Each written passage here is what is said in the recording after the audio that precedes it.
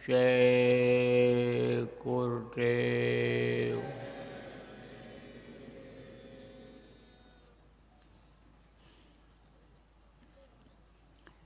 सर्वसमर्थ सर्वत्र अस्मरणीय परम पूज्य गुरु जी महाराज, उपस्थित सभी साधक, सत्संगी, कार्यकर्ता, जिम्मेदार, धर्म प्रेमी बच्चियों एवं बच्चियों, आज 30 अक्टूबर 2024 प्रातः प्रार्थना, सुमिरन, ध्यान, भजन का समय। आश्रम उज्जैन, मध्य प्रदेश। दीपावली के इस त्यौहार पर जगह जगह से आए हुए प्रेमी जन हमको आपको जो ये जीवन में मौका मिला ध्यान भजन सुमिरन करने का, यह एक महत्वपूर्ण समय है। मनुष्य शरीर का मिलना और ऐसा अवसर मिलना, ये बहुत कठिन काम है, लेकिन आज के दिन अवसर भी मिला है और मनुष्य शरीर भी है अपने पास। 184 भटक कर 84 लाख योनियाँ हैं, उसमें ये कीड़े मकोड़े, जमीन पर चलने वाले जानवर, आसमान में उड़ने वाले पक्षी, ये सब आते हैं 84 लाख योनियों में। तो उसमें भटकने के बाद और ये मनुष्य शरीर हमको आपको मिला, बड़े भाग मानुष तन पावा, बड़े भाग से ये मिला। जब भाग उदय हुए, पुण्य जब उदय हुए, तब हमको ये मनुष्य शरीर आपको मिला। तो ये एक तरह से एक दांव लग गया, जैसे कोई बहुत ज़बरदस्त पहलवान हो और कोई कमज़ोर हो, और कमज़ोर का दांव लग जाए तो जो बड़ा पहलवान होता है, ताकतवर होता है, वो दांव से गिर जाता है। तो जिसके देश में हम आप रहते हैं, जिसने ये सब व्यवस्था बना रखा है, खाने पीने रहने का सब इंतजाम कर दिया है, सूरज चाँद सितारे ये सब बना दिए हैं आदमी के लिए, जानवर पेड़ पौधे बना दिए हैं, वो कमज़ोर नहीं है, वो पहलवान है यहाँ का। लेकिन दांव लग गया। अब दांव जब लग गया तो ये मनुष्य शरीर मिल गया। अब इस दांव से उसके जितने भी दांव हैं उनको हम आप काट सकते हैं। अगर चेत जाएं, जानकारी हो जाए कि इस दांव से वो परास्त हो जाएगा, वो हार जाएगा, तब तो बाजी जीतेंगे और नहीं तो हार जाएंगे। ये जीवन की जो बाजी है, ये तभी हम आप जीत पाएंगे कि जब दांव मालूम हो जाएगा। तो 184 बरम कर और पग में अटको आए। पग किसको कहते हैं? पैर को। देखो, दो आदमियों का खेत होता है और दूसरे के खेत में खड़ा हो आदमी, और एक पैर उठा करके यहाँ रख दे तो अपने खेत में आ जाएगा।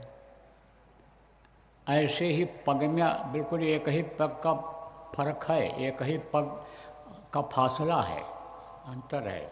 इधर से पैर उठाओ, उधर रख दो, तो अपने घर चले जाओ, अपने वतन चले जाओ, और नहीं तो ये पराये देश में, इस मृत्युलोक में, काल भगवान के देश में, इसी में डूबते उतराते रहोगे, इसी में जन्मते और मरते रहोगे।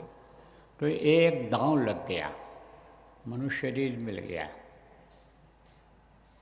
और देखो इस समय का ये जो मौसम है कार्तिक का और चैत का जो मौसम होता है, इसको सुहाना मौसम कहते हैं।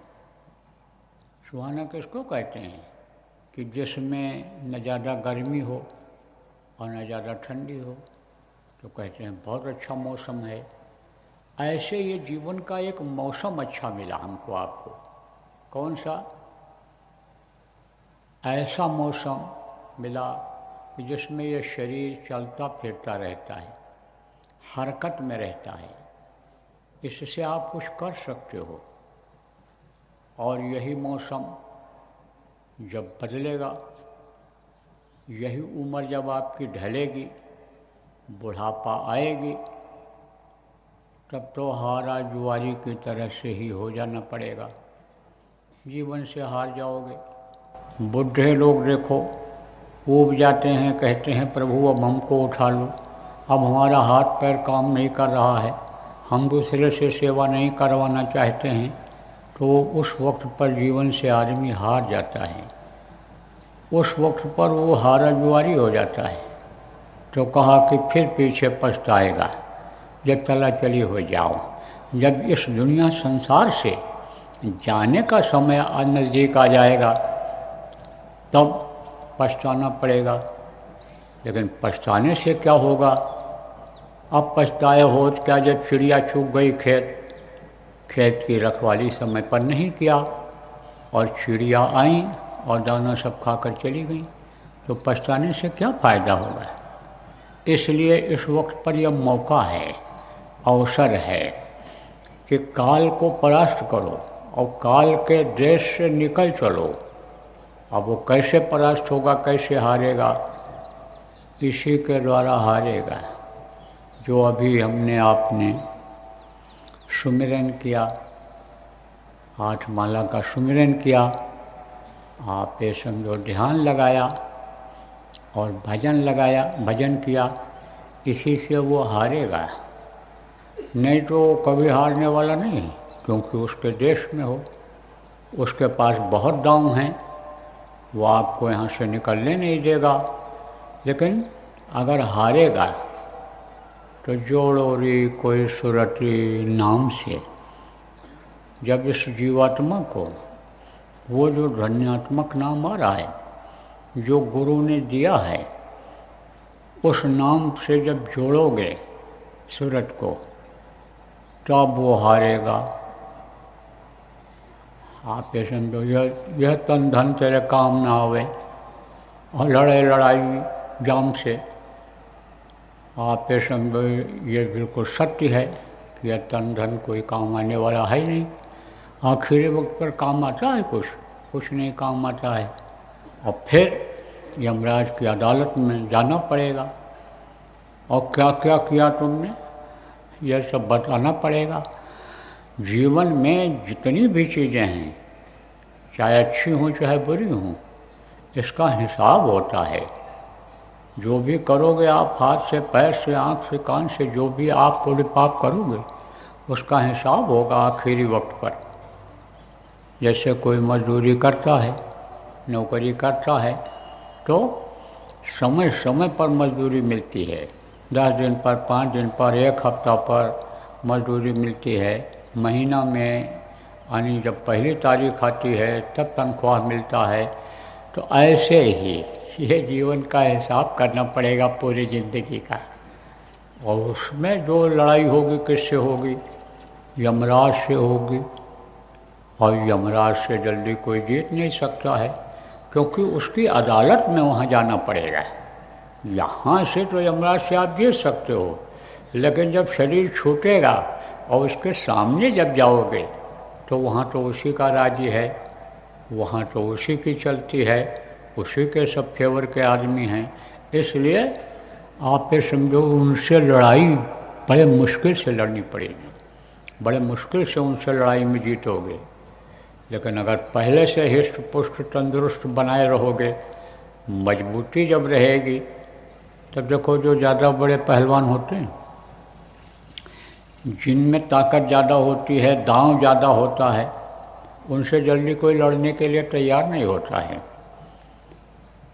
और आप ये समझो प्रेमियों कि अगर लड़ता भी है उनसे तो जीतता नहीं है। ऐसे ही जब ये जीवात्मा बलवान बन जाएगी आपकी, ये अमृत का पान करने लगेगी, तब इसकी ताकत बढ़ जाएगी। कहते हो गाय का दूध पिलाओ ताकतवर होता है, दिल दिमाग बुद्धि सही रहती है, तो दूध पीते हो, बच्चे को पिलाते हो तो ताकत रहती है। ऐसे ही वो जो अमृत बरस रहा है, उसको जब अन्य जीवात्मा पिएगी, तब उसको कोई हरा नहीं पाएगा। फिर कितने यमराज चले आएँ, तो ये मजबूत कैसे होगी? मजबूती इसमें इसी से आएगी। ये जो गुरु ने नाम दिया है, मन तो भजो गुरु का नाम, जो गुरु महाराज ने नाम दिया, जो गुरु नाम देते हैं, इसके बजने से होगा। देखो प्रेमी, आग लगी हुई है और लोग जल रहे हैं। किसकी आग में जल रहे हैं? तृष्णा की आग में, लोभ लालच जिसको कहते हो ना, उसकी आग में जल रहे हैं। मन लोगों का आप समझो बड़ा चंचल हो रहा है, और अगर मन की शांति के लिए कुछ उपाय भी करते हैं, कहीं सुन भी लिया, किसी ने बता भी दिया, तो उसका उनको फायदा नहीं होता है। क्योंकि कहा गया है, वस्तु कहीं खोजे कहीं, कह बिध मिलना होए, सामान कहीं रखा है और आप खोज कहीं रहे हो तो कहाँ से मिलेगा। लेकिन जब सही जगह पर पहुंच जाएंगे और खोजेंगे तो वो चीज़ मिल जाएगी। देखो महात्मा लोग आए इस धरती पर, महापुरुष आए, तरह तरह से उन्होंने लोगों को समझाया। आपको एक दृष्टांत सुना करके समझाता हूँ। एक जमींदार था, अच्छी खेती थी, कारोबार बड़ा था, धार्मिक विचारधारा का था। पहले लोग धार्मिक विचारधारा के होते ही थे। झूठ बोलना पाप समझते थे, धोखा देना पाप समझते थे, हिंसा हत्या करना पाप समझते थे। पाप से बहुत दूर रहते थे लोग, क्योंकि पाप का बोझा बहुत बड़ा होता है, वो उठा नहीं पाता है जल्दी कोई। उस पाप के बोझे से दब जाना पड़ता है, सबको दब जाना पड़ता है। समुद्र में भी यहाँ तक कहा गया नहीं समाता है पाप।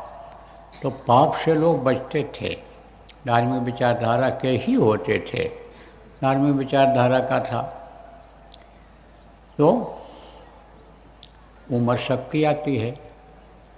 जब उम्र धीरे धीरे यानी बढ़ने लगी, बुढ़ापा का आसार दिखाई पड़ने लगा, बाल पकने लग गए, चेहरे पर झुर्रियाँ, बदन में झुर्रियाँ पड़ने लग गईं, यानी खालें सिकुड़ने लग गईं, तब उसने क्या किया, एक ताम्रपत्र, ताम्रपत्र जानते हो? पहले के समय में यह कागज़ नहीं था और न यह पेन था। उस वक्त पर तांबे के ऊपर, तांबे के पत्तल के ऊपर, लोहे के ऊपर या पेड़ की छाल निकाल करके, और पेड़ के अंदर से जो यानी पानी निकलता है उससे लोग लिखते थे। कुछ पेड़ ऐसे होते हैं कि जिनका पानी निकलता है काटने पर वो रंगीन होता है, तो उससे उस कागज़ पर लोग लिखते थे। लेकिन अब वो तो मिट सकता है, खराब हो सकता है, सड़न गलन पैदा हो सकती है। लेकिन लोहा और तांबा पर अगर लिख दिया जाता था तो मिटता नहीं था। अब भी आप जाओ कहीं दार्शनिक स्थान हो, कोई देखने वाली जगह हो, तो वहाँ पत्थरों पर खुदा हुआ है, पत्थरों पर लिखा हुआ है, वो जल्दी मिटता नहीं है। तो उसने एक तांबे के पत्र के ऊपर लिख दिया और कुछ धन उसने उसी ताम्र पत्र के आधार पर रखवा दिया और लड़के को बुलाया। कहा देखो, एक जैसा समय सबका नहीं रहता है। जो धन दौलत लक्ष्मी की इज्जत करता है, कदर करता है, उसके पास तो लक्ष्मी रुक जाती हैं, और जो इज्जत नहीं करता, कदर नहीं करता, फिजूल खर्चा कर देता है, गलत जगह पर खर्चा कर देता है, उसके पास लक्ष्मी नहीं रुकती हैं। तो लड़के से कहा उसने कि देख भैया, सब दिन रहे न एक समान, एक समान सबका दिन नहीं रहता है, उतार चढ़ाव आता है। जीवन में सीखने का बहुत मौका मिलता है कि आज हमारी अच्छी हालत है, लेकिन कल कोई ये नहीं कहा जा सकता है कि हमारी ख़राब हालत हो जाएगी। यानी समझो कि जिसकी ख़राब हालत होती है, पैसे कौड़ी की कमी होती है, उसको ये नहीं कहा जा सकता है कि ऐसा ही रहेगा, लक्ष्मी खुश हो जाएंगी, आकर बैठ जाएंगी। तो ये सब उसको समझाया लड़के को कि देख, समय सबका एक साथ एक जैसा नहीं रहता है। कुदरत ने ही, प्रकृति ने ही, भगवान ने ही, देख ये 5 उंगली बनाया है, पांचों ये बराबर नहीं हैं, छोटी बड़ी हैं। ऐसे ही उतार चढ़ाव समझाया लड़के को ज़मींदार ने, बड़े आदमी ने, कि देख बेटा, एक समय सबका नहीं रहता है, तो ये ताम्रपत्र तू रख ले, और इसी आधार पर जब माली हालत ख़राब हो तब तो धन को खो दे लेना। तो उसने रख लिया और एक बढ़िया मंदिर बनवाया उसने, पूजा पाठ वहाँ होने लगा। तो समय आया, सबका समय आता है, हमारा आपका भी समय आएगा, और जब समय आ जाएगा तब यह काया कुटी खाली करना पड़ेगा, रे मन मुसाफिर निकलना पड़ेगा। महात्माओं ने समझाया अपने मन को, दूसरे के मन को, ये मन तू इस पर गरूर मत कर, इस पर घमंड मत कर, यह दुनिया पर गर्म के जैसे आसमान के दिखाई हैं, ये इस पर तो घमंड मत कर। यह तो प्राण पे खेरों के निकलते ही सियार कुत्ता ये सब खाने लगेंगे, इसको गिद्ध खाने लग जाएंगे, तो इस पर तो घमंड मत कर। तो आप पे समझो रे मन मुसाफिर निकलना पड़ेगा। निकल गया, समय आ गया, तो जमींदार निकल गया, अन्य दुनिया छोड़कर चला गया। कुछ दिन जब बीता और हालत ख़राब हुई, तब लड़के ने कहा भाई, ताम्र पत्र उठाओ और धन को रह जाए। तो उस ताम्र पत्र के ऊपर क्या लिखा हुआ था? कर विचार बज चारे ही, और नैनन निरख निहार, और शिवालय के शिखर पर माल गड़ो है सार, माल गड़ो है सार। शिवालय किसको कहते हैं? जहाँ शिवलिंग की स्थापना लोग करते हैं, जिस मंदिर में शिवलिंग की स्थापना करते हैं और पूजा पाठ करते हैं, उस शिवलिंग को ही भगवान मानते हैं।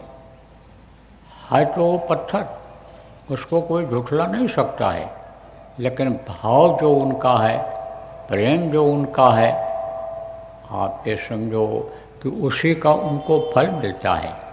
हाथ पैर आँख कान जो यानी लगते हैं उस काम में, शिव जी को भगवान जिनको मानते हैं, शिव भगवान को यानी समझो कि याद करने के लिए जो ये कर्म करता है शरीर से, और ये बुरे कर्म जो इससे बन जाते हैं, करते हैं, उसी का फायदा मिलता है। बाकी को मुक्ति मोक्ष मिल जाए, जीवात्मा का कल्याण हो जाए, तो ये तो बहुत मुश्किल है। तभी तो जानकारों ने कहा कि पत्थर पूजे हर मिलें, तो बंदा पूजे पहाड़। हनी कहा कि कंठी बांधे हर मिलें, तो बंदा बांधे कुंदा। लकड़ी मोटी लटका ले, कबीर साहब ने कहा कि अगर भगवान इससे मिल जाए भगवान के मिलने का तो अलग रास्ता है, प्रभु का आने समझो दर्शन करना इस मनुष्य शरीर में आसान है, लेकिन जब कोई बता दे, युक्ति बता दे, उपाय बता दे, तब यह संभव है। तो अब आप ये समझो कि शिवालय बनाया था उसने, और इसने पढ़ा लड़के ने कि शिवालय के शिखर पर, शिखर माने ऊपर एकदम ऊंचाई पर गुंबद पर माल गड़ो है सार, माल गड़ा हुआ है, रखा हुआ है। और उसने कहा माल तो तभी मिलेगा जब ये शिवालय का गुंबद तोड़ा जाएगा। तो तोड़वा दिया, कुछ नहीं मिला। फिर दीवारें तोड़वाई, दीवारों में भी कुछ नहीं मिला। फिर बुनियाद खोदवा दिया, ज़मीन को भी खोदवाया, उसमें भी कुछ नहीं मिला। निराश हो गया। आप ये समझो तोड़ ताड़ में और भी गरीबी को बुला लिया उसने, जो मिलने को था वो भी नहीं मिला। कहते दुविधा में दोनों गई, माया मिली न राम।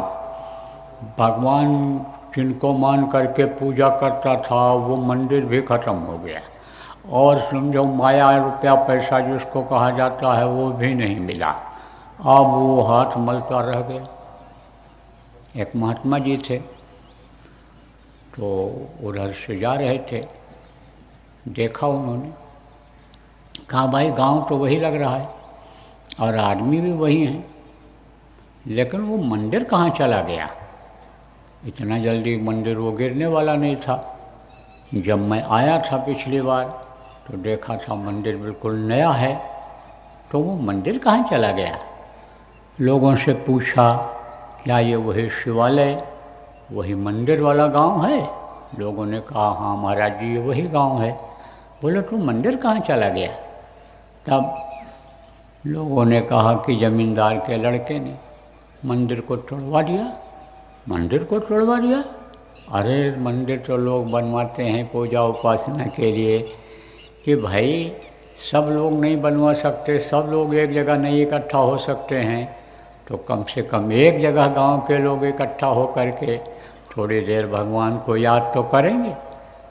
जब भगवान को याद करेंगे, प्रभु को याद करेंगे, तो हमको भी कुछ फल मिल जाएगा, इसलिए लोग बनवाते हैं। और उसने तो छोड़ दिया।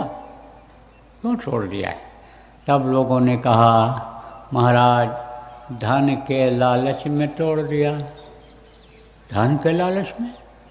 लोग जब पुण्य कर्म करते हैं तो उसका फल मिलता है, तो धन मिलता है, मान प्रतिष्ठा इज्जत मिलती है, और उसने मंदिर तोड़वा दिया धन के लालच में। बुलाओ उसको। बुलाया तो कहा तूने मंदिर तोड़ दिया। हाँ महाराज, हमारे पिताजी एक ताम्रपत्र दे गए थे और कहे थे कि इसी आधार पर तू धन खोद लेना। तो महाराज धन हमको दे, लेकिन हमको मिला नहीं, तो हम मंदिर तोड़ते चले गए। बोले ताम्रपत्र लाओ। महात्मा जी बोले ताम्रपत्र हमको दिखाओ। लाओ। गया लेकर के आया। पढ़े जब उसको, बोले अरे अज्ञानी तू समझ नहीं पाया, इसका अर्थ क्या है, इसका मतलब क्या है। अब ये तू बता कि तू धन चाहता है। बोला महाराज बड़ी कंगाली है इस समय, बड़ी हालत खराब है, धन मिल जाए हमको तो समझ लेंगे हमको भगवान मिल गए। महाराज हमको धन खुदवा दो आप, मिल जाएगा। बोले गारंटी से मिल जाएगा, गारंटी से मिल जाएगा, लेकिन तुमको उसी तरह का, उसी नाप तोल का मंदिर बनाना पड़ेगा। बोल बनाएगा? बोले महाराज बनाऊंगा, कैसे भी होगा, उधार लेकर ज़मीन बेचकर जैसे भी होगा बनाऊंगा मंदिर। तो मंदिर जब कहा कि बनकर तैयार हो जाएगा तब तुम हमको बुला लेना। अब उसने बनवाया मंदिर, और मंदिर बन कर के जब तैयार हो गया तो महात्मा जी को बुलाया और ठहरा दिया। महात्मा जी ने कहा देख धन को हम खुदवाएंगे, लेकिन जब शाम को 4 बजेगा तब हमको वहाँ ले चलना, तो हम तेरा धन खुदवा देंगे जो तेरे पिताजी रख करके गए हैं। तो जब शाम को 4 बजा तब ले करके गया। अब महात्मा जी ने देखा कि गुंबद की परछाई जहाँ पर पड़ रही है, सूरज जब जिधर निकलता है और बीच में कोई चीज़ जब सामने आ जाती है तो उसकी परछाई बनती है। तो परछाई जहाँ पड़ रही थी वहीं पर कहा खोदो, और खुदाई किया, बहुत सारा धन मिल गया। गड़ा हुआ था जो सोने चांदी के सिक्के और क्या क्या चीज़ें सब मिल गईं, माला माल हो गया, माला माल हो गया। ऐसे ही वस्तु कहीं खोजे कहीं, है तो वो प्रभु इसी मनुष्य शरीर में ही, उसका बैठने का स्थान इसी में है, और इसी मनुष्य शरीर में ही आज तक जो भी महात्मा जानकार आए उन्होंने इसी में उसका दर्शन किया। लेकिन बहुत से लोग भटक रहे हैं। कहाँ भटक रहे हैं? इधर उधर भटक रहे। कोई पूछता भी है किसी से कि भाई भगवान मिलते हैं? हाँ मिलेंगे। तो कहाँ मिलेंगे? बोले वो फला गांव के मंदिर है, उस गांव में चले जाओ, वहाँ भगवान मिलेंगे। तो वहाँ गया, देखा तो वही मूर्ति उसी तरह वहाँ रखी हुई है। फिर बोले भाई भगवान कहाँ हैं? लोगों ने कहा कि यही भगवान हैं। फिर उसको संतुष्टि नहीं हुई तो फिर पूछा दूसरे से, भाई भगवान कहाँ मिलेंगे? वो दूसरी जगह बता दिया, उस मंदिर में चले जाओ, वो पहाड़ी के ऊपर चले जाओ, वो चले जाओ, तुम काशी चले जाओ, हरिद्वार चले जाओ, तुम अयोध्या चले जाओ, वहाँ भगवान मिलेंगे। तो आदमी ऐसे भटकता चला जाता है, भटकता ही रहता है। और जब जानकार कोई मिल जाते हैं, हमारे गुरु महाराज जैसे यानी शब्द भेदी गुरु जब मिल गए, तब क्या कहा कि भगवान इसी मनुष्य शरीर में मिलते हैं, प्रभु का दर्शन इसी मनुष्य शरीर में होता है।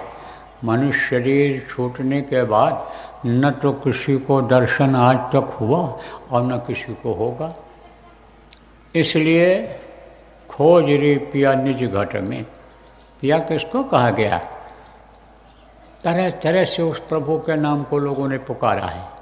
किसी ने सखा कहा है, किसी ने प्रभु कहा है, किसी ने सिरजनहार कहा है, किसी ने दयालु कहा है, किसी ने पति परमेश्वर कहा है। उसका अलग अलग नाम है। तो कहा खोज रे पिया निज घट में। निज माने अपने, और घट किसको कहते हैं? ये शरीर के अंदर ये समझो कि घट है। ये एकदम से ठोस नहीं है।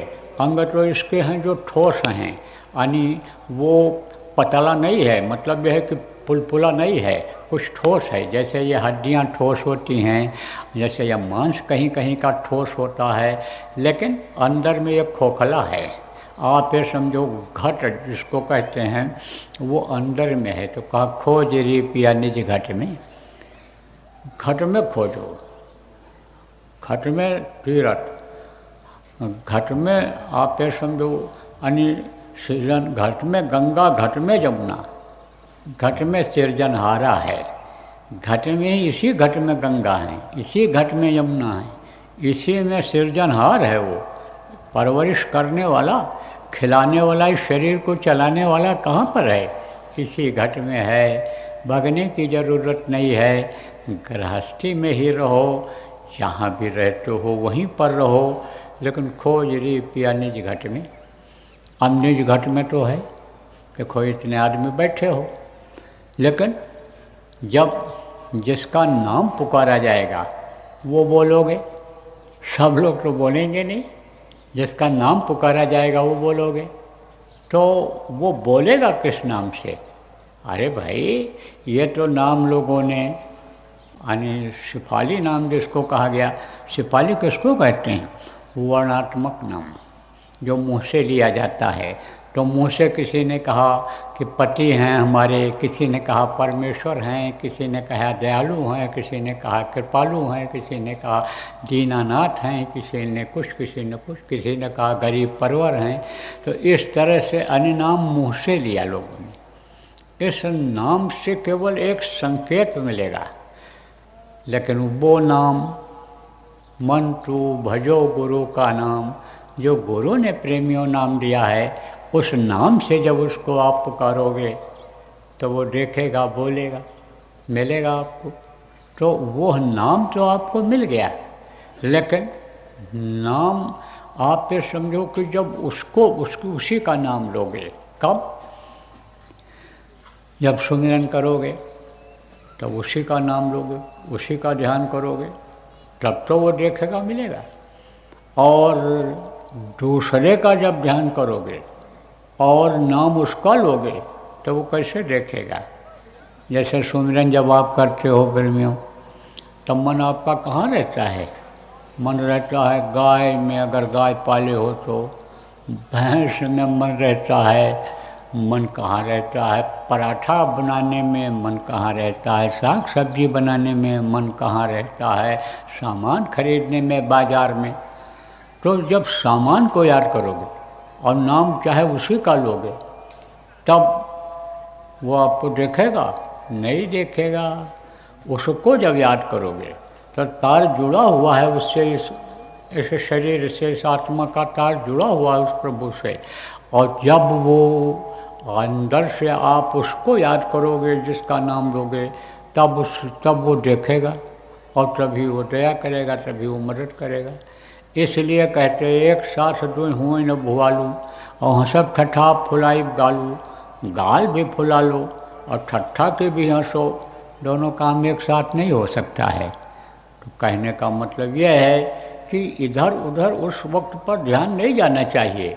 जिसके नाम को लिया जाए, उनके रूप को ही जब याद किया जाएगा, तभी वो कबूल होगा सुमिरन, तभी वो खुश होंगे, तभी उस सुमिरन का लाभ मिलेगा। ध्यान और भजन में तभी मदद मिलेगी, और नहीं तो उसका कोई फायदा नहीं मिलेगा। नानक जी थे ना अपने, तो नानक जी चलते फिरते रहते थे। जैसे गुरु महाराज चलते फिरते रहते थे, बराबर चलते रहते थे, जगह जगह आते जाते रहते थे। ऐसे उन्होंने भी बहुत मेहनत किया है। देश में अपने तो किया ही, विदेशों में भी उधर गए। पैदल यात्रा होती थी, बड़ी मेहनत करनी पड़ती थी, तो उधर गए थे, जा रहे थे, अकेले अकेले थे उस समय पर, निकल पड़ते हैं।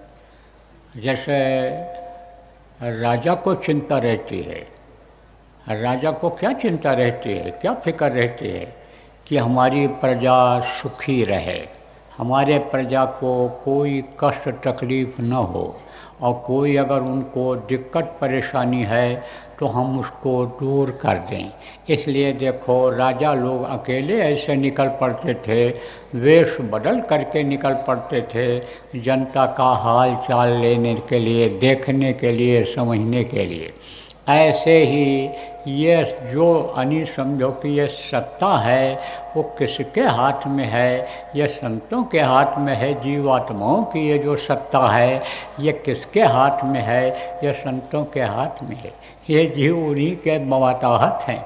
वो अगर चाहें तो निकालें और वो चाहें तो डुबो दें।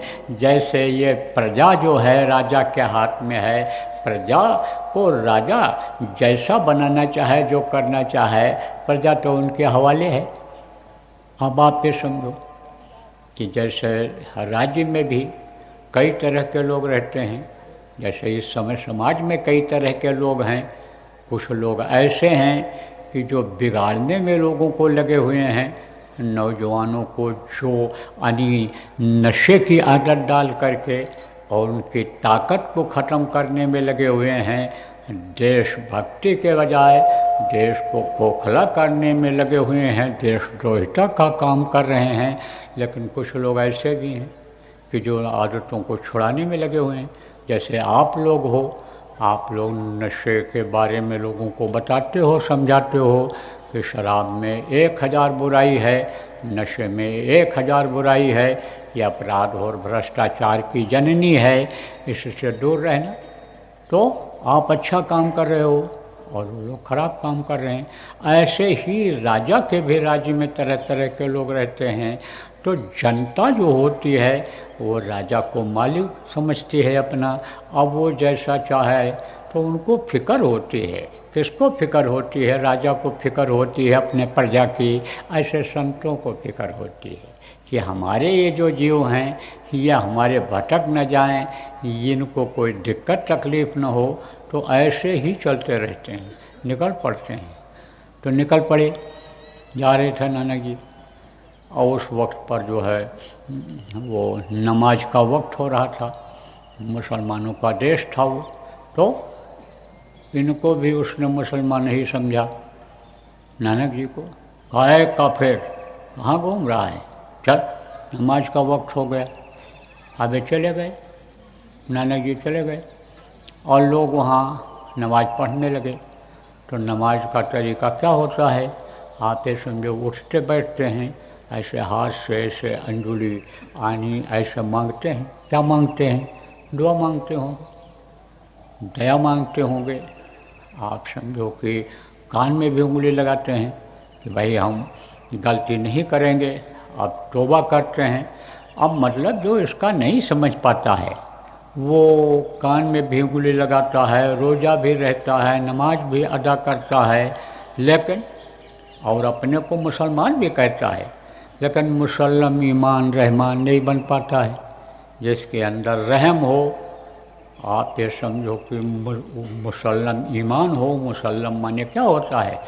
पूरा 100% सोलाना जिसको कहते हैं, वो ईमानदार हो, ईमान हो, वो मुसलमान होता है।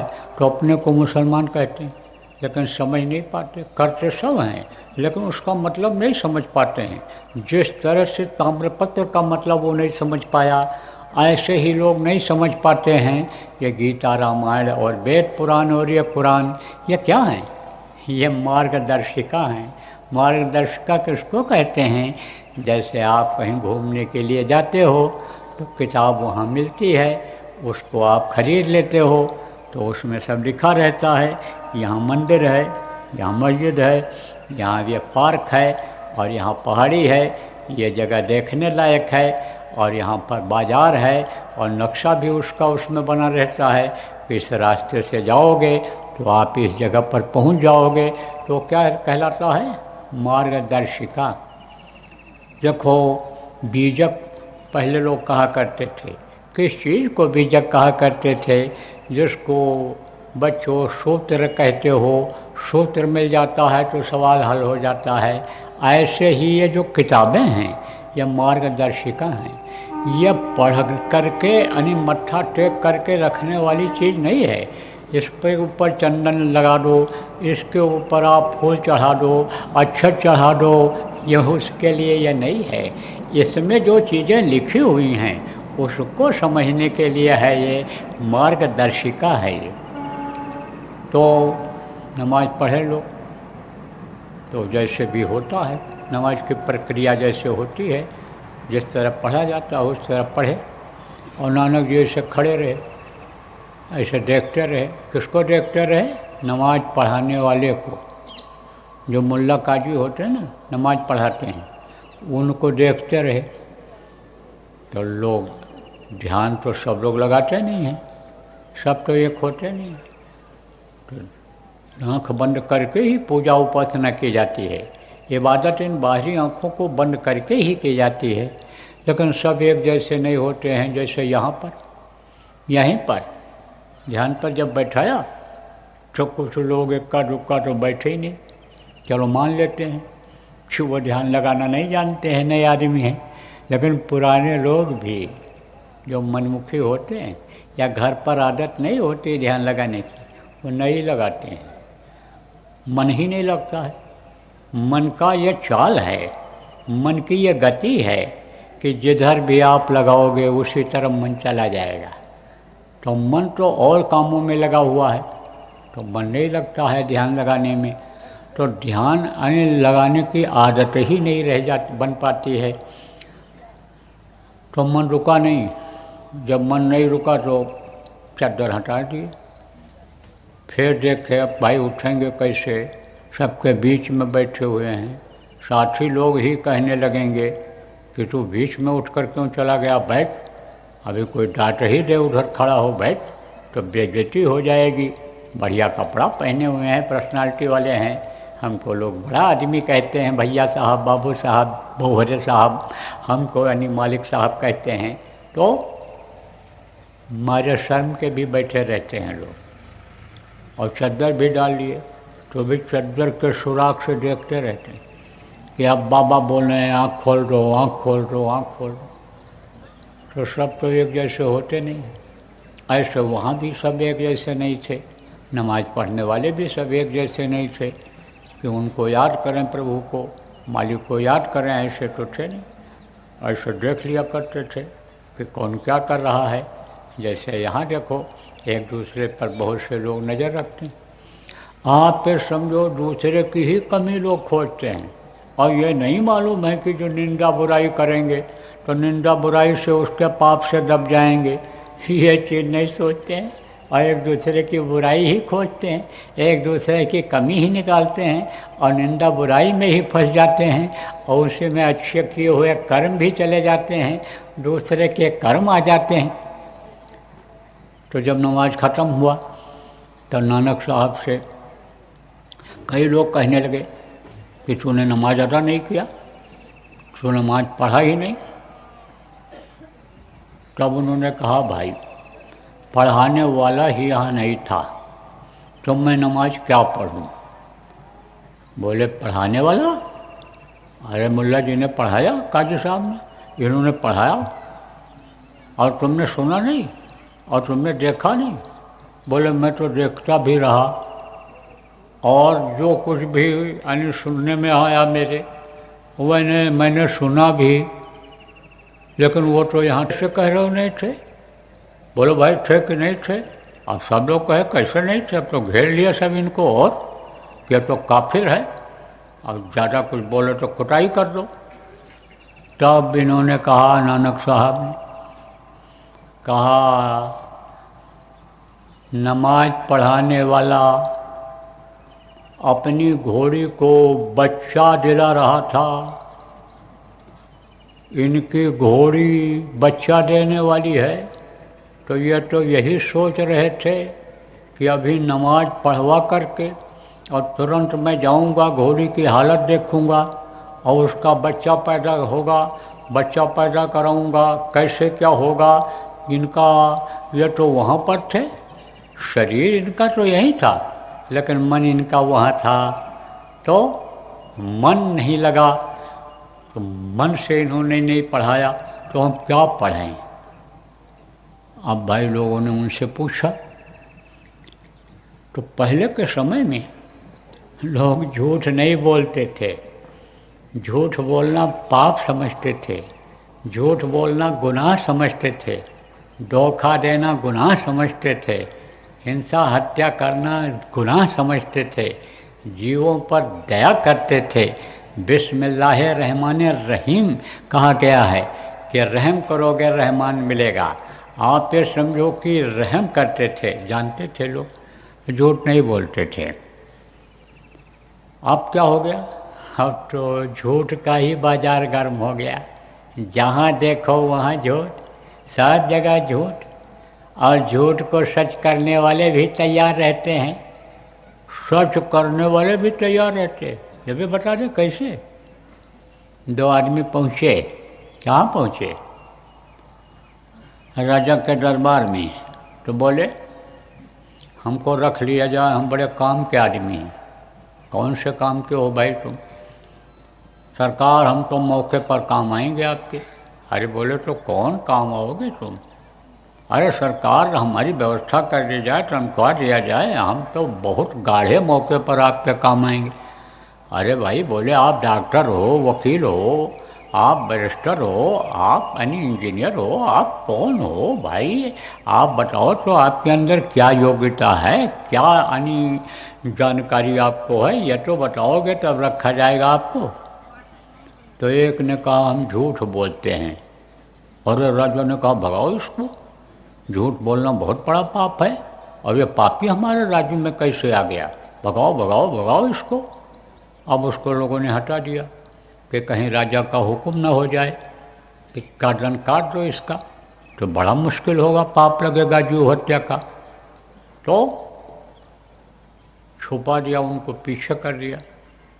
तो दूसरे से पूछा, कहा कि तुम बताओ। राजा ने पूछा। दूसरे उसके साथी से पूछा कि ये बताओ कि तुमको क्यों रखा जाए, तुम भी नौकरी चाहते हो, रहना चाहते हो। बोले हाँ सरकार, रख लिया जाए हमको, हम तो इसीलिए आए हैं। बोले तो तुमको क्यों रखा जाए। तब कहा हम झूठ को सच करते हैं। तो राजा ने कहा, कहा न कोई झूठ बोलेगा न झूठा रहेगा हमारे राज्य में, तो तू सच क्या करेगा, चला जा तू भी, तुझको भी नहीं रखना है। तो मंत्री लोग बड़े होशियार होते थे, और मंत्री जब होशियार होते थे तो राज्य की व्यवस्था बहुत बढ़िया बन जाती थी, बढ़िया बना देते थे वो। तो मंत्री को लोग होशियार ही रखते थे, और राजा की जो कमी होती थी मंत्री उसको पूरा करता था। और राजा के अंदर ज़्यादातर खराब आदतें आ जाती हैं, क्योंकि बैठ करके खाते हैं, जनता का धन खाते हैं, मेहनत करते नहीं हैं। तो जब कर्म आता है तब बुद्धि खराब हो जाती है। तो मंत्री लोग क्या करते थे, ब्रेन वॉश जिसको कहते हैं, जैसे जंग लग जाता है तो सफाई की जाती है, ऐसे ही उनके दिल दिमाग को वो ठीक करते थे, साफ करते थे। तो मंत्री को लोग अच्छा ही रखते थे, और मंत्री को अनुभव भी बहुत होता था।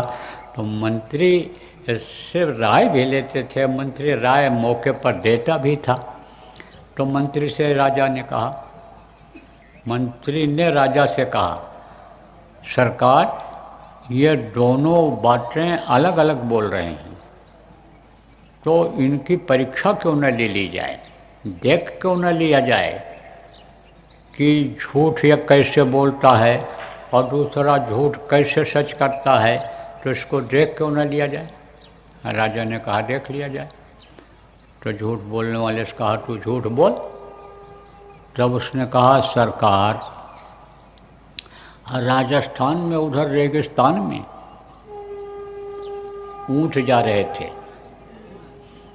और पानी बरसा, सारे ऊंट जल करके मर गए। अरे बोले ये कैसे हो सकता है। बोलो भाई मंत्री हो। बोले नहीं सरकार, मरेंगे कैसे, पानी से तो और आग बुझ जाती है, और पानी से कोई जलकर मरा है। और पानी जब ऊपर से बरसता है तो गर्म पानी तो बरसता नहीं है, बरसता भी है अगर तो ठंडा रहता है, और वही पानी जम करके जब ओला पत्थर के रूप में नीचे गिर जाता है तो और ठंडा होता है। तो गर्म पानी की बरसात तो हमने आज तक सुना ही नहीं, तो पानी से कैसे जल करके मर जाएंगे, ये तो नामुमकिन चीज़ है, ये नहीं हो सकता है, झूठ है ये। तो झूठ को जो सच करता था उससे कहा मंत्री ने कि तू इसको सच कर सकता है। बोला बिल्कुल सच है ये सरकार, एक आना भी, दो पैसा भी, एक पैसा भी झूठ नहीं है, ये बिल्कुल सच है। कहा कैसे सच है। तो कहा सरकार, ऊंट के ऊपर चूना लदा हुआ था, और चूना पाने पर गर्म हो जाता है, फूलता है, खौलता है वो, तो चूना लदा हुआ था। और जब बरसात हुई तो चूना फूला, चूना गर्म हुआ, और उसकी गर्मी से सारे ऊंट जल करके मर गए। तो झूठ बोलने वाले को सच करने वाले आपे समझो कि भी हुआ करते हैं, और ऐसा सच कर देते हैं कि आदमी को विश्वास हो जाता है। तो ये किसका असर है, ये कलयुग का असर है, ये समय का प्रभाव है। समय बदलता रहता है, अच्छा बुरा समय आता रहता है, तो यह बुरा समय का असर है। लेकिन पहले के समय में लोग झूठ नहीं बोलते थे। तब पूछा, किससे पूछा, वो नमाज पढ़ाने वाले से पूछा लोगों ने कि ये बताइए कि यह सही कह रहा है कि नहीं कह रहा है। ये मुसाफिर जो जा रहा था, कहाँ जा रहे थे, पूछा, जा रहा था भाई मैं सफ़र में हूँ, जा रहा था। तो कहा कि ये मुसाफिर जो कह रहा है ये क्या सच है। तब उन्होंने कहा बिल्कुल सच है, नमाज तो मैं यहाँ पढ़ा रहा था, लेकिन मन मेरा घोड़ी ब्याने में ही लगा हुआ था, उसी को बच्चा दिलाने में ही मेरा मन लगा हुआ था। तो कहा कि यानी उद्धव से कहा था गोपिकाओं ने कि उद्धव मन नाही 10-20, एक रहो सो गयो श्याम संग। आप ये समझो कि कृष्ण के साथ एक मन जो हमारा था वो उधर लग गया, वो उधर चला गया और वो हमारे अंदर रम गए। तो हम आप ये समझो कि उद्धव हमारा मन तो एक ही है, तो मन तो सबका एक है, सबके अंदर एक है।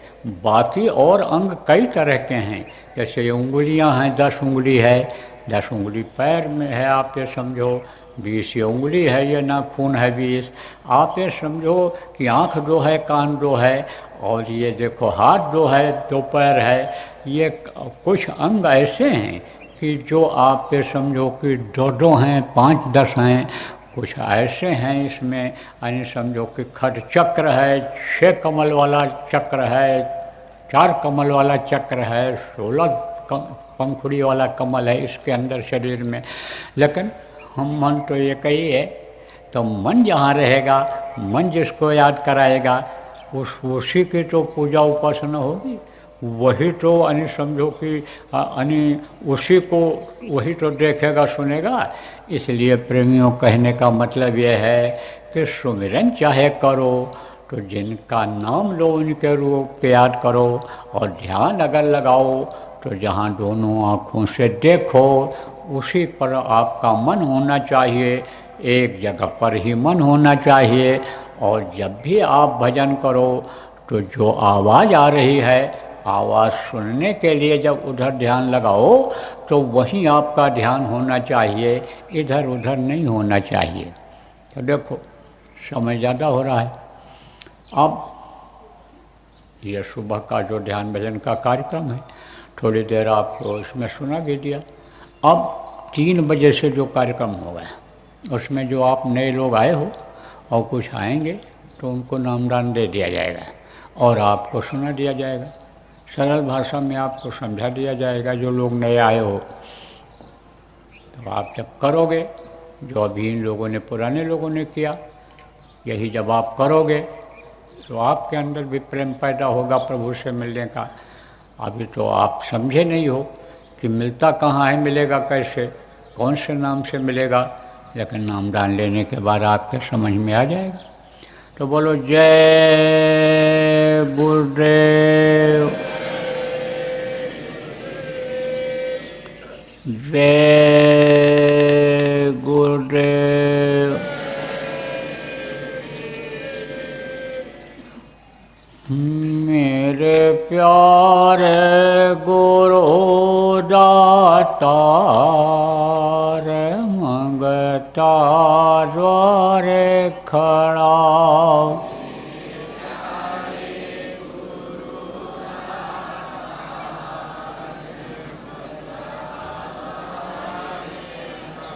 मैं रहा पुकार पुकार, मेहर कर देखो जरा।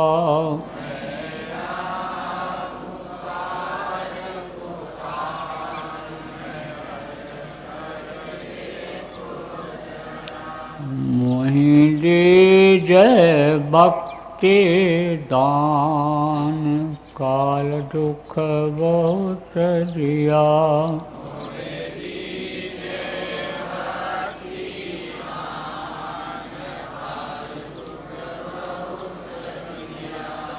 मेरी तड़प उठी अमां, तरस को तरस राव।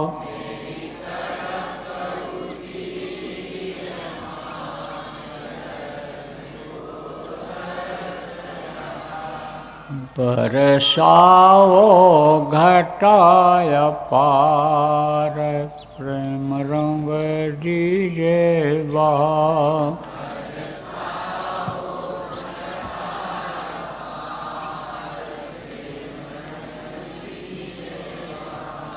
सुरति भी गए अमीरस धार, तन मन होवे हरा।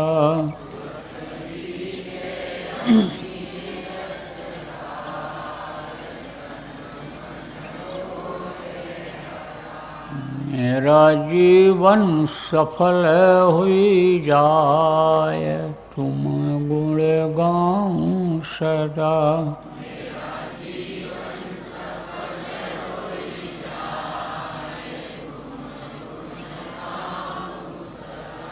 मैं निश्चय अधम नकार, तुम्हारे द्वारे पड़ा।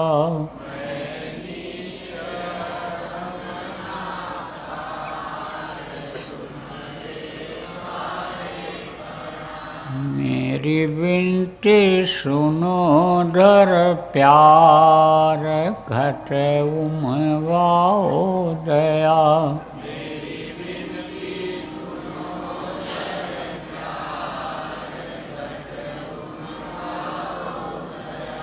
स्वामी जी पिता मार, जल्दी पार किया।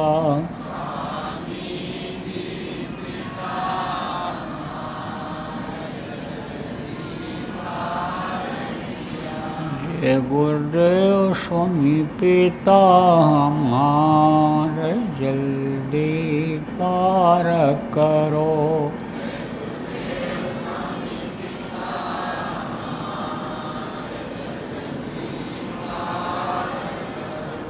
मेरे प्यारे गुरु दातार,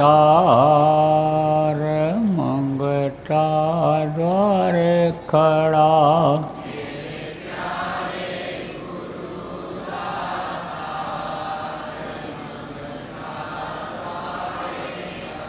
मैं रहा पुकार पुकार, हर कर देखो जरा।